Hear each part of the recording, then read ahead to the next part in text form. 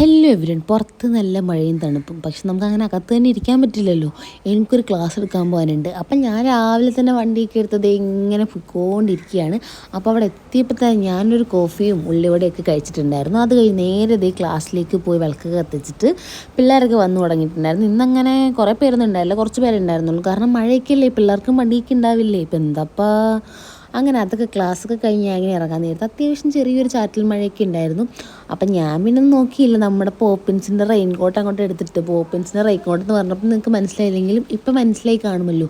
അങ്ങനെ ഞാൻ എന്താ ഈ റെയിൻ കോട്ടൊക്കെ അങ്ങോട്ട് എടുത്തിട്ട് തൃപ്പൂണിത്തറയിലേക്ക് എത്തി. തൃപ്പൂണിത്തറയിൽ അക്ഷയ വരുന്ന പോകാനുണ്ടായിരുന്നു എനിക്ക് പി ജിക്ക് അപ്ലൈ ചെയ്യാൻ വേണ്ടിയിട്ട്. അങ്ങനെ പി ജിക്ക് അപ്ലൈ ചെയ്യാൻ പോയപ്പോഴാണ് ഞാൻ നെഞ്ചൊന്ന് കത്തിയത്. ഫീസ് എന്ന് പറഞ്ഞപ്പോൾ 1300 രൂപ. എത്ര ഒരു പി ജിക്കൊക്കെ അപ്ലൈ ചെയ്യാൻ ഇത്രയും രൂപയോ? ഇതേം ഭേദം പി ജി ചെയ്യാതിരിക്കുന്നതല്ലേ. 1300 രൂപ ഒറ്റയടിക്ക് പൊട്ടിച്ചപ്പോൾ എന്തൊരു മനസ്സുഖം. തൊട്ട കാശ് ചിലവാണ്. അങ്ങനെ 1300 രൂപ പൊട്ടിയതിൻ്റെ വിഷമത്തിൽ ഞാൻ 40 രൂപയുടെ ഒരു ഊണിൽ അങ്ങോട്ട് ഉച്ചഭക്ഷണം ഒതുക്കിയിരിക്കുന്നു. അതൊക്കെ മതി, കൂടുതൽ ആഡംബരമൊന്നും വേണ്ട. അപ്പോൾ അത് കഴിഞ്ഞ് പോകുന്ന വഴി ആ ചേട്ടന്മാർ മീനൊക്കെ പിടിച്ച് വിൽക്കുന്നുണ്ട്. അപ്പോൾ വെറുതെ അവിടെ നിന്നു.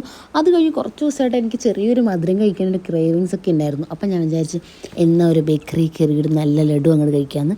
അങ്ങനെ ഞാൻ എന്താ ലഡു ഒക്കെ നോക്കിയിട്ട് നല്ലൊരു ഗീ ലഡു ഒക്കെ അങ്ങോട്ട് വാങ്ങിച്ച് അതും വാങ്ങിച്ചതിൻ്റെ സന്തോഷമാണ് എൻ്റെ മുഖത്ത് ഗായ്സ്. അപ്പോൾ അത് കഴിഞ്ഞ് നമ്മളിതേ തിരിച്ച് വീട്ടിലേക്ക് പോവുകയാണ്. അപ്പോൾ അത്രേ ഉള്ളൂ ഗായ്സ്.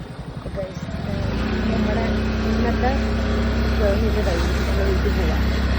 പിന്നെ ഈ സാഹസം ആരും കാണിക്കാൻ നിൽക്കണ്ട. ഈ റൂട്ടിൽ വേറെ വണ്ടിയൊന്നും വരാത്തതുകൊണ്ടാണ് ഞാനിങ്ങനെ കാണിക്കുന്നത്. നിങ്ങളിങ്ങനെ കാണിക്കാൻ പാടില്ല. ഓക്കെ, അപ്പോൾ